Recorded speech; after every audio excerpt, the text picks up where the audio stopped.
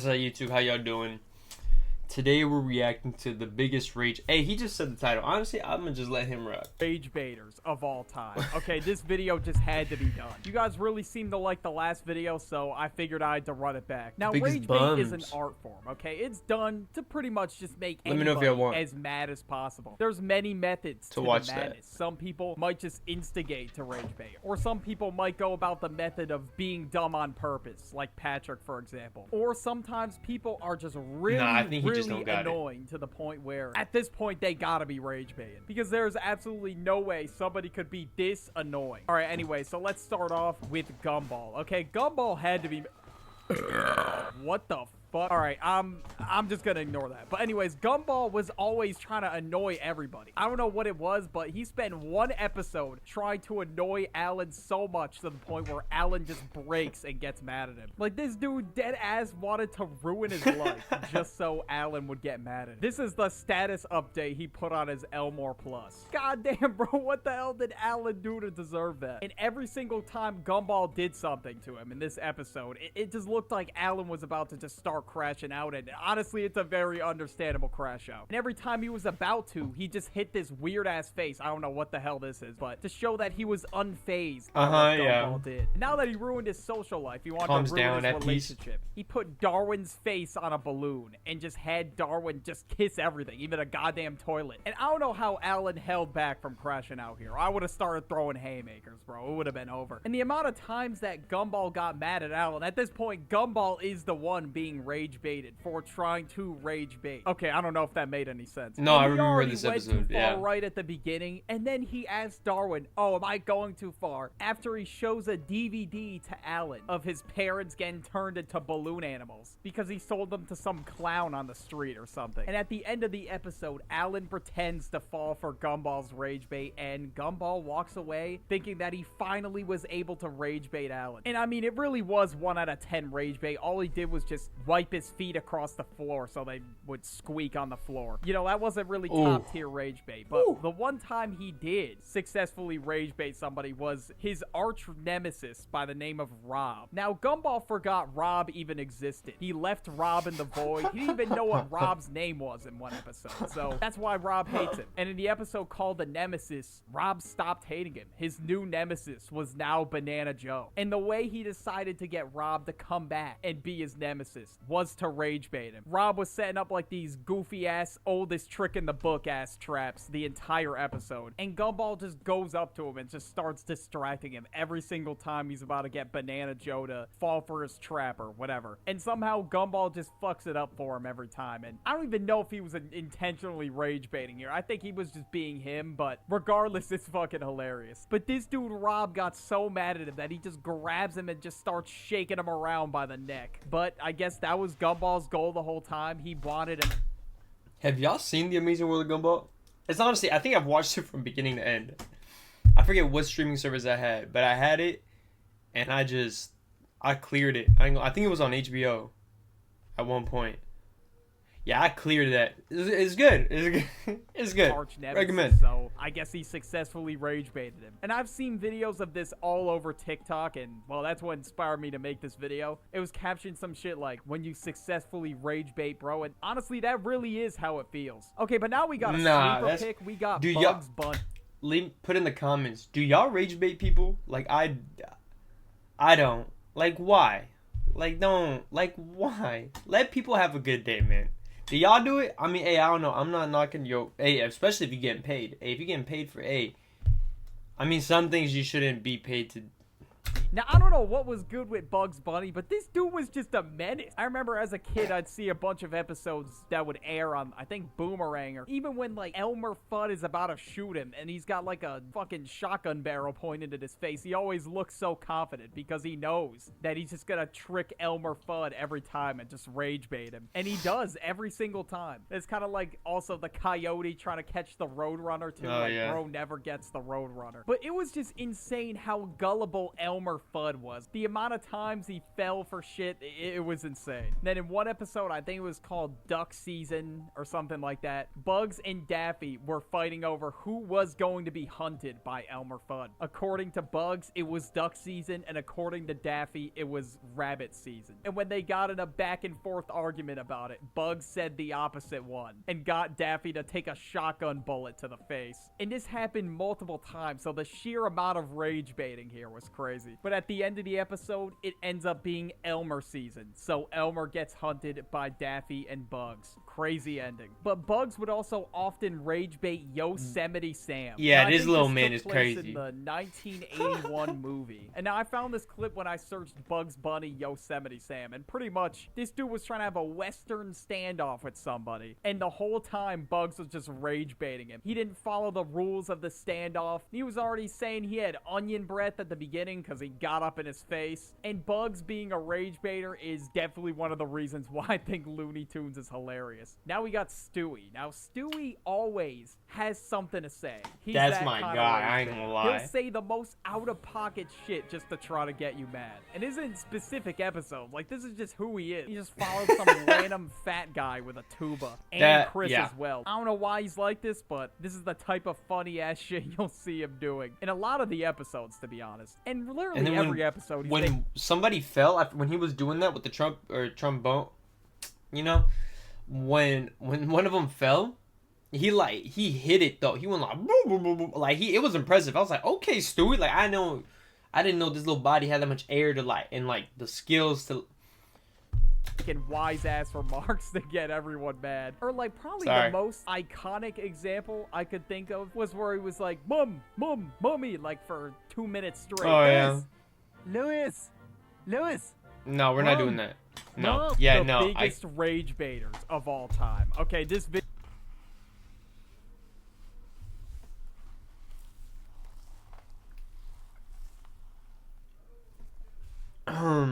I don't even know how I did that. We have to talk about Mordecai and Rigby. I've talked about them in a lot of videos at this point, but I mean, they just fit the qualities. No, for a yeah, lot of they these are for characters. sure. And when it comes to rage baiting, okay, there's no stopping them. In the episode Lunch Break, Mordecai and Rigby order this super sub sandwich that's like $80. It was like a 8-foot long sub or something like that. And Benson's reaction when they open the trunk is just priceless. But Benson, of course, is pissed off because he spent $85 on this goddamn sandwich that they're probably not even gonna eat all of it. So he said, if you don't eat all this by the end of the day, you are both fired. So they somehow plate cleaned the sandwich by the end of the episode. And honestly, you know what? Yeah, they did kind of deserve that. And in the episode, the prank callers, Mordecai and Rigby, made this prank call on Benson. And honestly, no, that is crazy. Actually, I ain't gonna lie. Like that's on his tab. No, that is ridiculous. No, that is.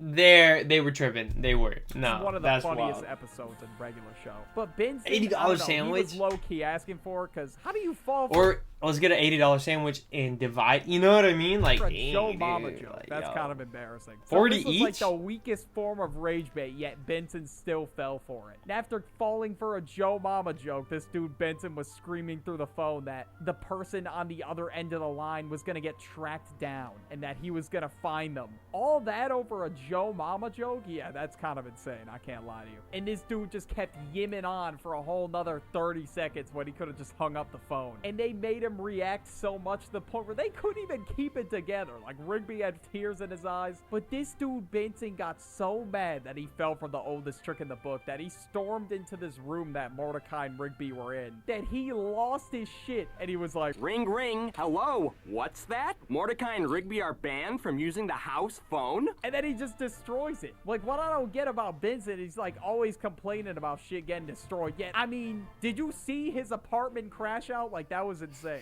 Benson has got to have one of the shortest fuses I've ever seen. And Benson was on that same caliber of David Ortiz just smashing the phone in the dugout. And Benson is also responsible for a bunch of shit getting destroyed around the park. Like, this dude is responsible for, like, smashing so many things. It's unreal. Okay, that sounds a little crazy out of context. All right, moving on. But sometimes Mordecai and Rigby rage bait each other. All right, maybe sometimes they get a little bit bored of rage baiting Benson. He has a very short fuse, so obviously he's gonna Right. fall for the rage bait, but sometimes Mordecai will rage bait Rigby. In the episode Death Punchies, Mordecai decides that he's gonna be player one. Rigby wants to be player one in the game, and Mordecai knows he'll beat Rigby in Punchies. So he says, let's play Punchies for it. On purpose, knowing that he's gonna win. And then when he does, Rigby gets mad at him, and he's like, oh, it's not fair, whatever. Because obviously, Rigby was not beating anybody in Punchies. Skip sent him to the ER one time, so, and he did permanent damage to one of his cheeks, so they call his ass the one-cheek wonder now. Then Mordecai brought that back up and,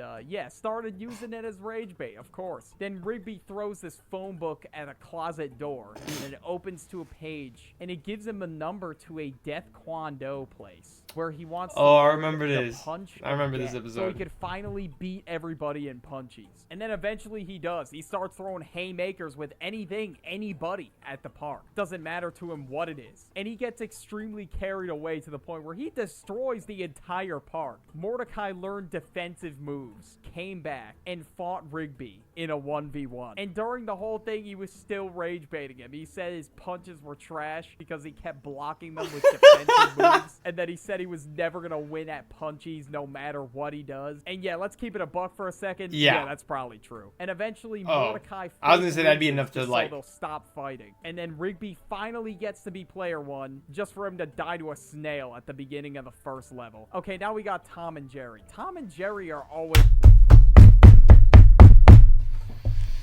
That only didn't hurt my hand because I have this brace. But yo, these are my people.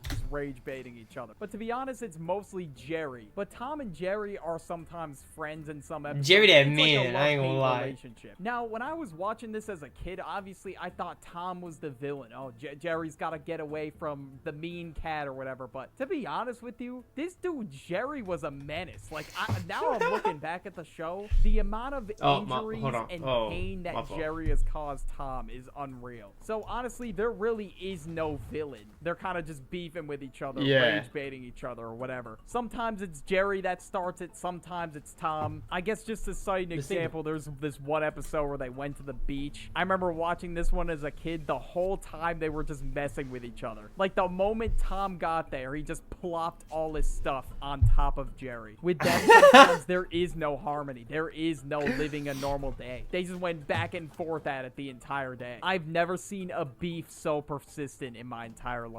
SpongeBob and Patrick. All right, they gotta be top 3 at least. There's no way. The amount of clips I've seen floating around IG Reels or TikTok of SpongeBob and Patrick rage baiting Squidward is unreal. Oh, Patrick being so dumb. I thought he meant each other. It's gotta be on purpose. There's no way. Like at this point, he's gotta be purposely pissing them off. In the episode Mermaid Man and Barnacle Boy 3, this dude SpongeBob was teaching Man Ray how to be good. Like he signed his ass up for goodness school. I don't know. In the first lesson, SpongeBob had Patrick drop his wallet and had Man Ray go through a what-if scenario. So he gives Patrick the wallet back. He was like, excuse me, sir, did you drop your wallet? And Patrick just kept denying it. This dude showed him the ID and all. And he even said, yes, that is his ID. But it's not his wallet. He's never seen it a day in his life. And then when Man Ray explained to him that the ID was in the wallet, it's his wallet, even Patrick said that makes sense to him. But then he still denied that the wallet was his. Yeah, he's got to be rage baiting, bro. There's no way. There's no one home up there. Like, I don't know what's going on in Patrick's brain. I have no idea. But all I know is that there is not a single thought behind those eyes. And the second lesson that SpongeBob was going to teach him is that if you see somebody struggling to lift something, maybe you should help them out. And when he tried to help Patrick out, he just kept dropping the package on his foot.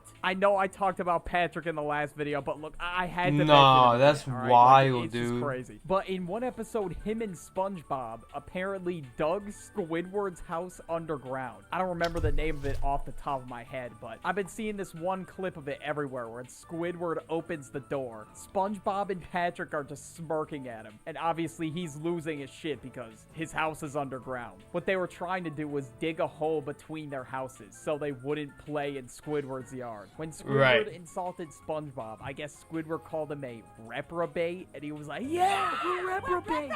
Yeah. Like, what the fuck? And then most importantly, this dude Patrick said, no need to thank us. And then Squidward yelled, thank you, and Patrick said, you're welcome. Yeah. SpongeBob and especially Patrick have got to be top tier rage baiters. No, for sure. okay. Now we got Robin from Teen Titans Go. I'm excited about this one. Yo, this is a good show. Like, it's like, I know it's not like the Teen Titans, like the original Teen Titans, you know, like that. Though, like, that's a good show too. This is more like a, I don't know, child kiddish, right, version. Now we got Bro, it's still a good show. Look at this man rock. Robin Look at him. from Teen Titans Go. And throughout the show, I Robin think that's the episode where he's getting his license because he can't drive the Batmobile. Because, I mean, he just can't drive. So he's... Yeah, I'm not going to get into that. But I think he was, like, helping in the heist. And now Robin wanted to beat him in crazy. a foot race. And when they lined up for a foot race, this dude Robin hit him in the knee with a staff and then just ran to the finish line. And in the episode Sour Grapes, this dude was rubbing it in the entire episode. Even though, okay, Robin he and obviously man cheated. And I guess he said that he was enjoying the sour grapes that he bought. I guess that's just a metaphor for being salty. I don't know. And then this dude made a whole song about it. Like, I don't know why the hell he made a song, but for the entire episode, Robin just desperately wants to beat Kid Flash in this, I don't know, crime season or whatever the hell it is. But 9 times out of 10, I feel like they are not fighting crime, which is kind of crazy. And at this point, he's just rage baiting him just to cope with the fact yeah, that Teen Titans Go, yeah, they're not any doing other that. time, he's losing. Or actually, my bad, guys. He's got that all day. And now we got the most recent example I could find. In Squid Game, player 456 was rage baiting player 388. And to be honest with you, I haven't gone that far yet, and I really don't want to spoil it. My brother... Yeah, we're gonna leave it there just to Tom and Jerry. Oh, and then here's... Oh, this is all Tom and Jerry. Oh, gotcha. Okay, I was like, why does it say Tom and Jerry here when it's like obviously not? But okay. Ball for sure. I agree with that one. Bugs Bunny, yeah, I do. Mordecai and Rigby, yeah. I mean, honestly, yeah, I agree with all of them. Tom and Jerry. I mean, yeah, now they do with each other for sure. But let me see, which one other one? This one, not that. I didn't agree at first, but then when he was like, nah, with Squidward, I was like, oh yeah, that's true. No, that's true. I wish this one, cause he's got a lot more clips. He's got a lot of more clips. But I agree with all of them, honestly. I don't know about this one. I don't watch Squid Games. But